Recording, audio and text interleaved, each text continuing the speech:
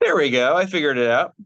All right, my friends. God willing, next week we'll shift things to 8:15. I'll send it in to Matt so it's reflected on the official schedule, but you heard it here first. So Lamed Hey Beis, we are on 35B. And we are about a quarter way down, I do believe, or maybe just shy of a quarter way down. So if you remember, if you recall, we're talking about disqualifications for esrogim. And this is going to be relevant. What we learned last week actually pertains to what we're going to do shortly. We learned that there was a fundamental machlokis between Rechia bar Avin and Rav Asi about, the esrog has to be lechem. You have to be considered the owner of the esrog. But the question is, how do we draw the line? Because sometimes you'll own certain kinds of things that there are halachic restrictions on. So at what point do we draw the line? So according to one opinion, we said, which I think was Rechia bar Avin, we said that it's about heter achila. Are you allowed to eat it? That's how we define lachem. Whereas according to, I think it was Rav Asi held, that in addition to having the ability to consume the esrog, you would also have to be considered to have monetary jurisdiction, ownership over it, in order for it to be considered yours. And the main nafkamina we dealt with last time, which will be referenced again, is that Rabbi Meir holds that Meiser Sheni fundamentally belongs to God. So if it fundamentally belongs to God, that means even b'di'evet, even post facto, you would not be yotze with such an esrog because not lechem. It belongs to HaKadosh Baruch Hu. Now I know you're going to get all hashkafic and say, wait a minute. Doesn't everything Hashem or some law? Doesn't everything belong to Hakadosh Baruch Hu?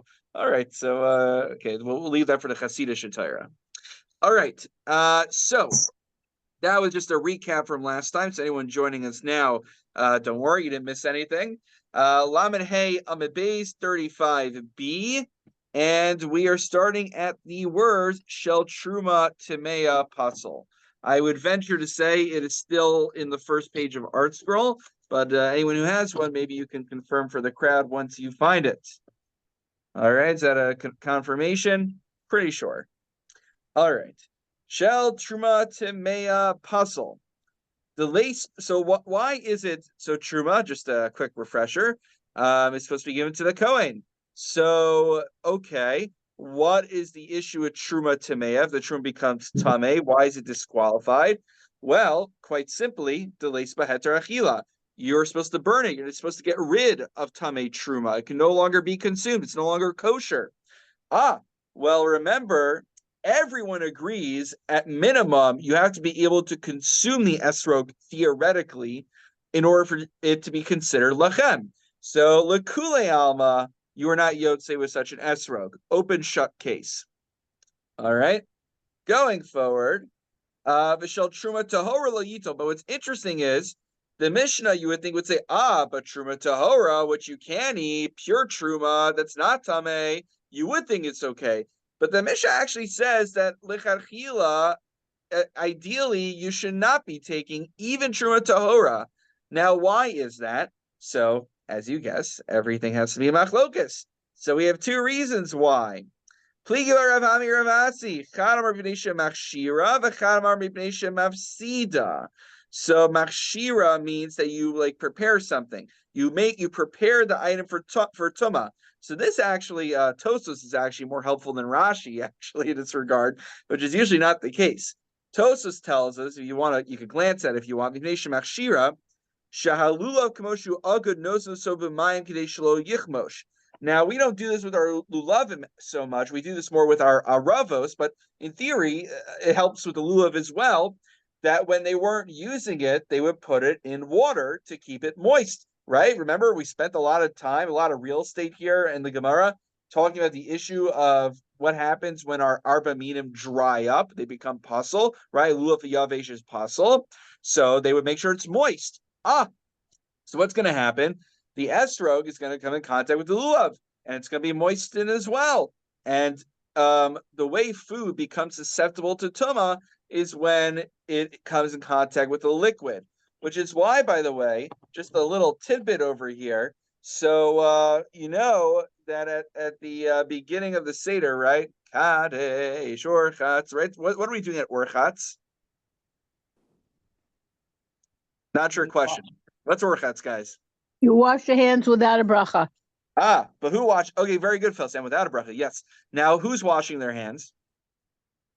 Everybody does. Depends what Seder you go to. There's different minhagim. Well, of course. It depends on why it's being done. So if it's just one of those things that we do to, so the kids ask, then just the guy who's leading the Seder. But actually, one opinion is that no, this is actually halacha we're supposed to keep all year round. That when you're dealing with food that gets dipped into one of the what is it, 7 liquids or something, 6 liquids? I always forget, 6 liquids, 7 liquids. So fun fact: blood apparently is one of those liquids. So then the food becomes susceptible to tumah. So the idea is you wash your hands beforehand out of recognition that because the food is being dipped into one of the liquids that would make it susceptible to tumah, you want to make sure you have clean hands, not just hygienically. This should be relatively familiar to us. We do this for bread all the time. But what's lesser known is that in theory, this applies also to other foods. Though, again, there's a bit of machlokes there as well. But okay, so the point being is, the reason I bring this all up is that if the esrog, what's the concern? The concern of why you shouldn't take truma tahora is because there is an isser. You're not allowed to take truma tahora and render it truma tameya, thereby making it halachically inedible.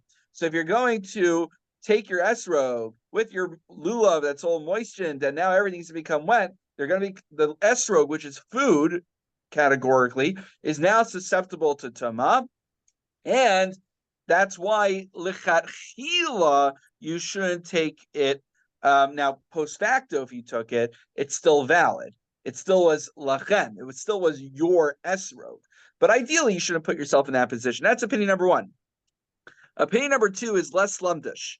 Opinion number two is just simply that there's wear and tear. That, if you hold the esrog and you look after Yom Tov, you'll see there's a little bit of wear and tear on your esrog after you've been holding it throughout all Hoshanas. So again, there's, in addition to rendering truma tameh, that's a problem. Even physically diminishing the truma is problematic as well. So okay, but if the Gemara is going to give us two reasons, my beinayu, they don't just give it to us for theoretical purposes. There has to be some practical distinction. What's the nafkamina between which explanation why you cannot take truma tahora esrog?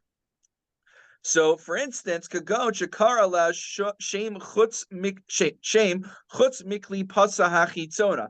Let's say when you designate this esrog as truma, you stipulate with the exception of the outer layer of the esrog. So it depends.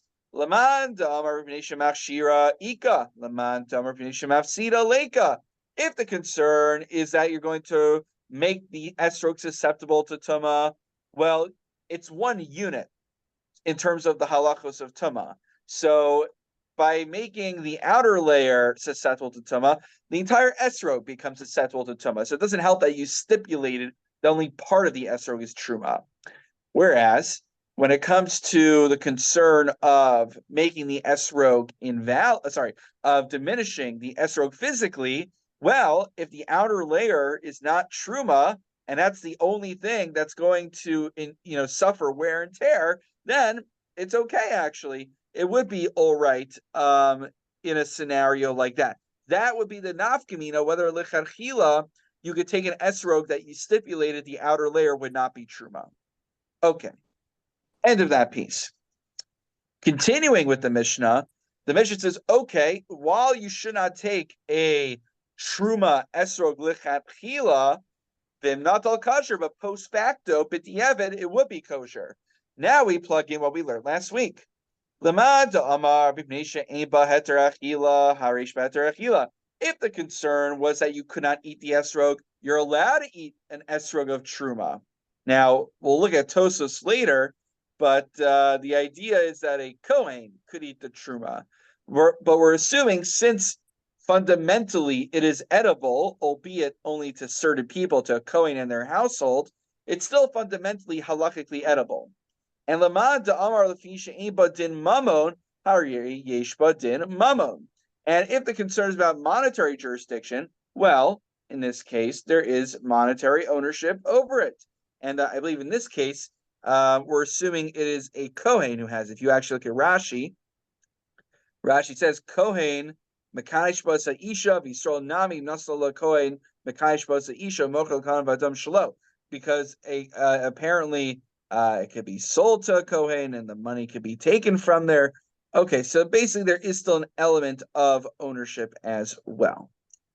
All right, continuing in the Mishnah, Vishel Demai. So Demai is, and I think there's a what is it? It's the Haifa oranges. I forget which part was. There's some oranges from Israel which have that issue of demai. I forgot which.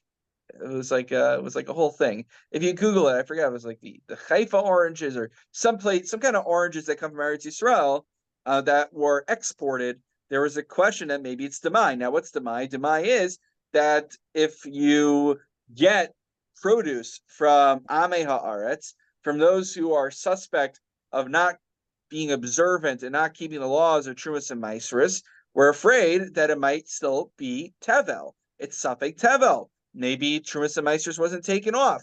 So what do we do in this case? So that's why ideally you shouldn't be taking it. So because it's not edible, right? Unless you were to separate. But at this point, demai is not edible. So my time, so the Beis Hillel, so if you remember in the Mishnah, Beis Hillel says you can take an esrog of demai, whereas Beis Shammai says you cannot take an esrog of demai. Okay, other than the fact that Beis Shammai and Beis Hillel generally map onto, right, what Beis Hillel taking a lenient position, Beis Shammai taking a stringent position, what's the logic behind their dispute? So according to Beis Hillel, came the boy mifkar lehula nichse v'havi ani v'chazile. Since in theory, if you were to declare all of your, you were to divest all of your property, and thereby you become poor because you've divested all of your property and declared it ownerless. Hashanami lachem karina beis. So now we could call it lachem, because since potentially you could declare it ownerless. Now, how does it help if I declare it ownerless? So as we'll see momentarily, even though people who are more financially stable have restrictions of demai, someone who is poor and doesn't have a lot of options of what they can eat are exempted from demai, and meaning that this esrog of demai is actually halachically edible to them in its current state. Dittanan, as it was taught in the Mishnah, and the Mishnah is probably, if we're going to guess, is in Maseches Demai. What do you know? Machilin esaniyim demai v'sachsaniyim demai. So when it comes to aniyim and to guess, you can feed them demai. Ubeis Shammai ani lo achil demai. Whereas Beis Shammai, surprise, surprise, says nope, even an ani can't have demai. The Tanan, as it was taught in the Mishnah, machil aniyim demai v'sachsanim demai. We can feed the aniyim and the guest demai. Varavuna tana. So there's a brisa which explains that it's not that we don't have a consensus. Beis Shammai rem emachinas aniyim v'sachsanim demai. Ubeis Hillel rem machinas aniyim demai v'sachsanim demai. So Beis Hillel says there is such an exception. Beis Shammai says nope. We don't look at your financial status. Demai is demai, and until you take care of it, there is no heter achila. Okay. Let's pause for a moment, and we're not going to read it all through, but take a look at Tosfos Dibor Hamaskal De'ibai Mifkar Nichse. It's actually the Tosfos immediately to the right of the Gemara. It doesn't always line up nicely, but in this case, it did line up nicely. So if you look at Tosfos raises a very important question. I'll read a little bit of it. How about Lo havatzarich lahai taima el mishum deyeshbo heter achila la'ani kamo Yisrael. So let's explain what's going on. What's Tosfos' question? Earlier, we said in the earlier Gemara that why is it that you can fundamentally, right? We say ideally not to, but fundamentally, one can be Yotzei the mitzvah with an esrog of Truma Tahora. Why? And we answered because it's categorically edible. I'm a Yisrael. I can't eat it. True, I can't eat it, but my friend the Kohen can eat it. That makes it fun. That means that this chefza, this object, this esrog, is categorically halachically edible, even if I, Moshe Kurtzi Yisrael, cannot consume it. But any kohanim I can use here? No, okay. But pick your favorite. Well, no, pick a Kohen. They can eat it. All right. So here's the question: why did Beis Hillel have to explain that? How do we know that demai is fundamentally edible and you could be yotze with such an esrog? Because theoretically I could divest all of my possessions and then I become an ani and then I can eat it. Couldn't I just say the same way that since there are kohanim out there who can eat truma, there are aniyim out there who can eat demai? Why do I need this whole svar that in theory I can divest it? Use the same svar of why truma is categorically edible. To which Tosfos answers in the end, based on another Gemara, that I believe it's accounting for the opinion of Sumchus. Sumchus actually did not buy this idea that truma is fundamentally edible for me if I can't eat it. It only works for a Kohen. But if I'm a Yisrael, he doesn't buy that svara. I have to be able to eat it. If that's true for truma, that would in theory be true for demai. But demai is different because when it comes to truma, I'm a Yisrael. I have no possibility of ever eating that truma. But in theory, I could one day, either willingly or unwillingly, chas v'shalom, be subject to being able to eat demai. So therefore, I'm actually a step closer than truma, and now be sumchus is this distinction. All right, so just an interesting question and distinction that Tosfos brings up there. Back to our featured presentation. And Rabbi, can a bas kohen eat truma? Well, so it depends. If she's part of her father's household still, then yes. But if she married Yisrael, then no. Okay, got it. Yeah. Yes, that's why I've been using the language household, because even the servants of the Kohen also are able to partake in it. But the question is, are you still part of the household? When she marries a guy who's not a Kohen, she leaves her father's household and enters his household. So if she marries a Kohen, great. But if it's Yisrael, she can no longer consume truma. All right, good question. All right, back to our feature presentation. Shal Meiser Sheni B'Yerushalayim. So the Mishnah said that Meiser Sheni Yerushalayim an esrog of Meiser Sheni Yerushalayim could be used. And this is a little bit of a review from last week. Laman to Amar B'Pnei Machshira Hare Machshira. Oh, sorry. So two things.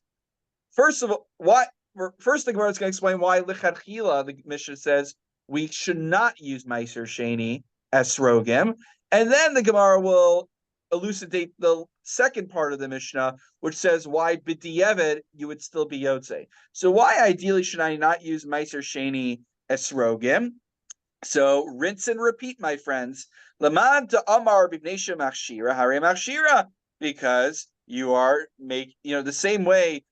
You don't want to make truma tameh. You don't want to make Meiser Sheni tameh. And Laman to B'nei Masida, and likewise, you don't want to diminish the physical quality of the Meiser Sheni. So if you take a Meiser Sheni esrog, there's going to be some wear and tear. So that's why licharchila you should not use it. Right? We're just plugging in everything we learned already. But the Mishnah continues, not all kosher, but b'diavad it does work. If we go with the opinion that says that we define lachem by heter achila, well, yes, you're allowed to eat the Meiser Sheni. Not only are you allowed to, you're supposed to eat the Meiser Sheni. So the esrog is considered lachem. But lefisha aim but Madam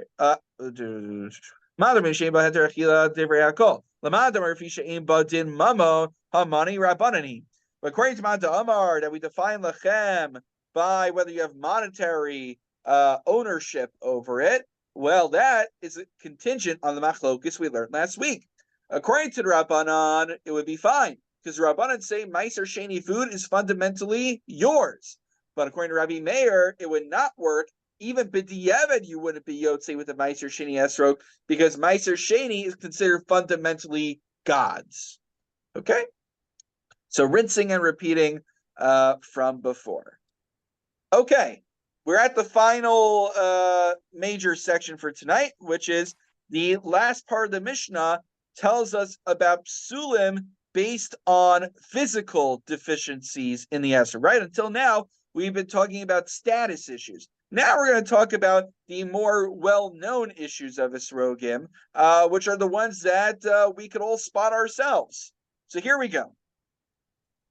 The Mishnah says, also chazazis. If there's a boil, if there's, it starts rotting, a disfiguration. So, Amar Rav Chisda, Davar Zeh Rabbeinu Gadol Amar. So Rav taught us the following: Hamakam Yeh Be'ezro. May God be his help. It's interesting. You see this in the Gemara sometimes. They, it's basically like throwing in a shlita. Lo shanu el b'makom echad al b'shayim shloshim b'kamos kasher. He elucidates the Mishnah and says that the issue of a chazazis is only when it's found in one place. But you find it in 2 or 3 places, it's kosher. To which you might be scratching your head. Rava was scratching his head. Amar le Rava. Rava responds, no, I'm the Rabba. I would think if one place is problematic to have a chazazis, 2 or 3 places is worse. Kal v'chomer, right? It's even worse. It's menumar. It's leprous now. So el imar asefet mar. Rather, when did Rav say this? This was a statement not on the first part, which said it's puzzle, but on the second statement, which explains when having a chazazis would not invalidate the esrog. So it says al miyuto kasher, that if the chazazis is on the minority of the esrog, it is kasher. What does that mean? Now we plug it in. This is what Rav taught us. This is only an issue. This is okay if the chazazis is limited to one location. But once you find it popping up in 2 places, 3 places, then it looks like a spotted esrog, and that would invalidate it. And this next halacha is a super important one. Amar Rava, Balchotmo afiba mashu nami pasal. And on the chotem of the esrog. Now, what's the chotem of the esrog? I believe there's 4 opinions in the Rishonim. But we'll just go with the tower. So we'll explain what it is. So according to Rashi, we'll go with that explanation. So there's a few others. You have your esrog, and it's where the esrog is no longer straight, but begins to slant inward toward the top. The tower. The migdal? Yeah. Okay. So when it begins to slant in, that's called the chotem of the esrog. So any issue on the upper part of the esrog, Rava says, even a little bit is problematic. So when you come to look for your esrogim, it's most important that you want to assess the upper part of the esrog, the chotem, and make sure that is as clean as possible. That's how we determine a higher quality. That's one of the ways you determine a higher quality esrog. Okay, two last quickies. Nutla pitmaso. So perhaps the most famous, and I don't think I'm wrong in saying famous, psul of an esrog is. What's the most classic example? No piton broken. Piton, well, not no piton, but the piton falls off, right? That's like the first one that comes to mind. I know, Judd, you were saying it, but you're good, but I give you credit anyway. I wanted to see if you could lip read. So Tana Rav Yitzchak ben Elazar Nutla Buchanto. What's Buchanto? So a mortar and a pestle. So the pestle is, in other words, I'm trying to explain. I don't have a picture with me, but if you think about the esrog on the pitom, there's like a little flowering on the top where like the bud, or I don't know what you call it. Shoshanta is what it's called. So it's where it begins to turn into a flower. So what he's saying is not just the flowering part, but even like that little stem that connects the shoshanta to the estrog proper. If that whole thing falls off, that's when it's considered an issue. But if just the shoshanta falls off, then in theory, your pitom is still considered intact. So that's a again, I guess many times it comes. Actually, I don't know. It'd be interesting to see. I'm not sure Mitzias wise. If the shoshanta falls off, did the whole thing fall off? How often do you see that just the shoshanta falls off? I'm not sure. Okay. Niklav, final point. Amarava, high esrog to igla kahina sumka. So an esrog, so Rashi fills in what does this mean? That becomes peeled and now appears like a tmara aduma, like a red date. So that is kshera. That's still okay. If I'm not Niklav Puzzle, but didn't we teach in the Mishnah that when it gets peeled, it is pasul? Lokashia b'kulav miksasa. How do we resolve this? When the entire thing is peeled, it's an issue, but just some of it is peeled, it is still kasher. And with that, we get to the top of Lamed Vav Amud Aleph, my friends. And God willing, we will continue next week. I'll send it into Matt, but just mark your calendars. We'll start at 8:15 in Mirz Hashem, because Mincha should be early enough that we could do it by then. All right. Wishing everyone a wonderful Shabbos Chazon. Wonderful. Rabbi, too. All right, take care. Oh, and Mishnah, those are the Mishnah crew. Log on to the usual account, Rabbi Cohen's, and I'll see you in 1 minute there. Okay, bye.